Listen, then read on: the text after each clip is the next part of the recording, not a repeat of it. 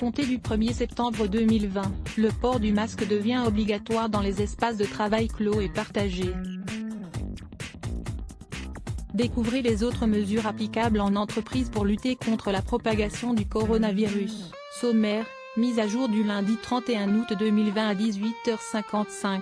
Toujours pas de documents mis en ligne sur le site internet du ministère du Travail, mais des informations révélées sur la nouvelle mouture du protocole sanitaire en entreprise, qui devrait être publiée d'ici ce soir pour une entrée en vigueur à compter de ce mardi 1er septembre. Pour les travailleurs en extérieur, le port du masque est nécessaire en cas de regroupement ou d'incapacité de respecter la distance d'1 mètre entre personnes, peut-on lire dans le texte présenté ce lundi 31 août, aux partenaires sociaux lors d'une réunion d'information en visioconférence organisée par Laurent Pietraszewski, le secrétaire d'État en charge des retraites et de la santé au travail, d'après l'AFP qui en a obtenu une copie. Le port du masque est également obligatoire dans les véhicules en cas de présence de plusieurs salariés, en complément d'une procédure de nettoyage ou désinfection régulière du véhicule. Les travailleurs pourront retirer temporairement le masque dans la journée, si des conditions bien précises sont réunies, lesquelles dépendent de la couleur de la zone sur la carte de circulation du virus, verte, orange, rouge. Dans le détail, en zone verte, si la ventilation ou l'aération est suffisante, si des écrans de protection, vitres ou plexiglas, peuvent être installés entre les postes du travail ou si les salariés peuvent être équipés de visières en zone orange, si, en plus des conditions qui devront être réunies en zone verte, un extracteur permet d'évacuer l'air par le haut et si les volumes sont grands en zone rouge, si, en plus de ces conditions, la règle des 4 mètres carrés comme surface minimale par personne est respectée. La limite de temps sera fixée par l'employeur, d'après Le Parisien, citant des responsables syndicaux présents à la réunion d'information de ce lundi. En ce qui concerne le type de masque obligatoire, il s'agit, toujours selon l'AFP, de masques grand public, de préférence réutilisables, couvrant à la fois le nez, la bouche et le menton, répondant aux spécifications de la norme AFNOR S66001 ou, pour les masques importés, aux spécifications d'organismes de normalisation similaires, et pas question de troquer son masque contre un autre dispositif de protection. Les visières sont considérées comme un moyen supplémentaire de protection du visage et des yeux face au virus transmis par les gouttelettes, mais ne sont pas une alternative au port du masque. Pour rappel, la nouvelle mouture du protocole sanitaire, qui doit détailler entre autres l'obligation du port du masque en entreprise à partir du 1er septembre, doit être publiée ce lundi 31 août.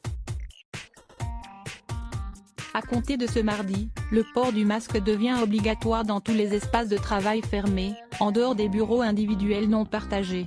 Parmi ces espaces de travail clos et partagés dans lesquels le port du masque devient obligatoire, on retrouve bien sûr les open spaces mais aussi des salles de réunion, couloirs, vestiaires. Il s'agit de l'une des évolutions envisagées et annoncées dans un communiqué de presse du ministre du Travail le 18 août 2020.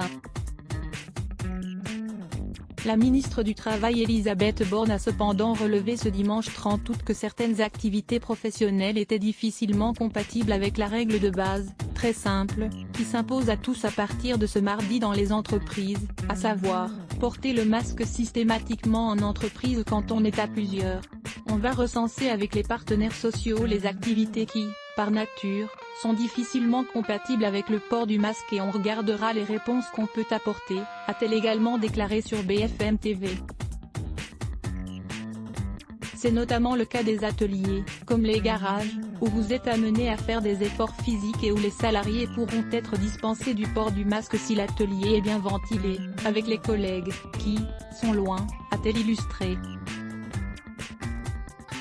La ministre a également souligné qu'un décret avait déjà été pris pour dispenser les chanteurs d'opéra de porter le masque. Des discussions auront également lieu cette semaine pour définir les modes adéquats de prévention en milieu froid, moins 18 degrés. En cas de non-respect de l'obligation de porter le masque dans les espaces de travail concernés, la ministre du Travail Elisabeth Borne a prévenu au micro d'Europe 1 le 24 août qu'il pourrait y avoir des sanctions prises par l'entreprise contre les salariés contrevenants. notamment sous forme d'avertissement.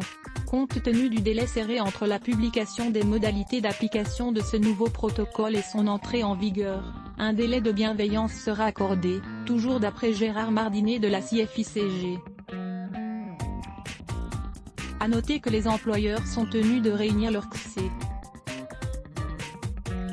L'exécutif recommande par ailleurs le télétravail, notamment dans les zones de circulation active du virus, parce qu'il permet entre autres de limiter l'affluence dans les transports en commun. Ce point, Jean-Baptiste Djebari, ministre délégué chargé des Transports, a indiqué au micro de RTL le mercredi 26 août que le gouvernement allait inciter les entreprises à lisser les horaires d'arrivée de leurs salariés, afin d'éviter les grosses affluences aux heures de pointe dans les transports. Le ministère du Travail a publié une nouvelle version du protocole national de déconfinement le 24 juin dernier, actualisé le 3 août, qui se substitue à l'ancienne mais aussi aux 90 guides et fiches métiers co-élaborés par le ministère du Travail, les autorités sanitaires, les branches professionnelles et les partenaires sociaux.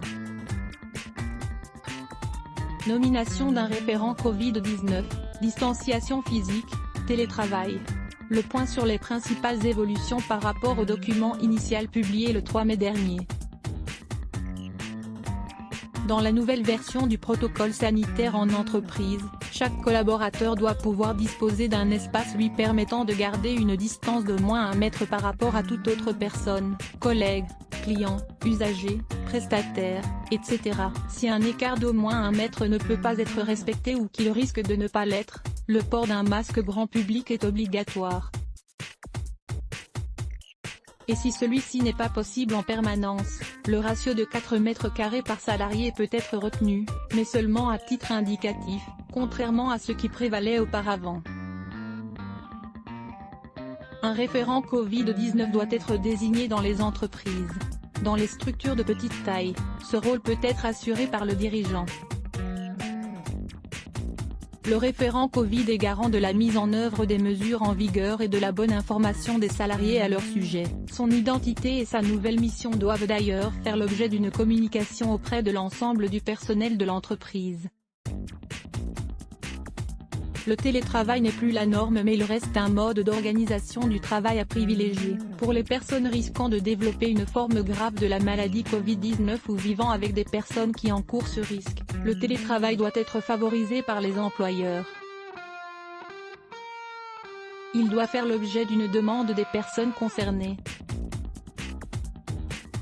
Le certificat d'isolement, qui permettait aux personnes résidant avec les salariés à risque de rester chez elles en cas d'impossibilité de télétravailler, n'est plus une option à partir du 31 août 2020, comme le prévoit un décret publié au journal officiel le 30 août 2020. Le nombre de salariés présents sur site n'est plus limité à compter du 22 juin.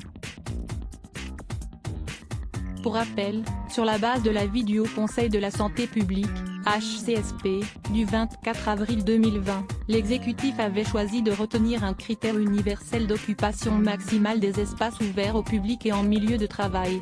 Notion de jauge. La surface à prendre compte par l'employeur était la surface résiduelle de l'espace considéré, c'est-à-dire la surface effectivement disponible, une fois les parties occupées déduites. Pour un bâtiment de bureau, par exemple, cette surface représentait environ 80% de la surface totale, compte tenu des espaces de circulation, notamment. Ainsi, un établissement disposant d'une surface résiduelle de 160 m² pouvait accueillir simultanément 160 cas, c'est-à-dire 40 personnes ou salariés. Là encore, les règles sont assouplies.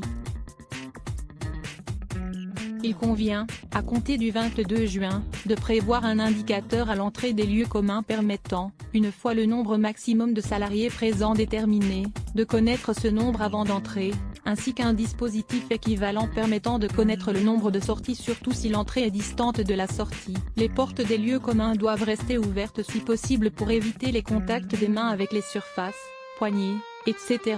Le nouveau protocole publié par le ministère du Travail contient plusieurs dispositions relatives au nettoyage des locaux. Les espaces clos doivent être aérés régulièrement en dehors de la présence des personnes. Auparavant, obligation d'aérer toutes les 3 heures les pièces fermées, pendant 15 minutes à chaque fois. Le fonctionnement et l'entretien de la VMC doivent faire l'objet de contrôles. Les ventilateurs ne doivent pas être utilisés si le flux d'air est dirigé vers les personnes. Idem pour les systèmes de climatisation, objet de contrôle régulier. Ils doivent éviter de générer des flux d'air vers les personnes et de recycler l'air, en cherchant la filtration la plus performante sur le plan sanitaire. Nettoyage fréquent au lieu de plusieurs fois par jour auparavant, des surfaces et objets régulièrement touchés, bouton d'ascenseur, à l'aide d'un produit actif sur le virus SARS-CoV-2 afin de garantir la désinfection. Nettoyage habituel des sols. Newsletter quotidienne. La généralisation des tests ou de la prise de température en entreprise reste interdite. Le salarié est en droit de refuser le contrôle de température par l'entreprise. Let's block ADS. Why?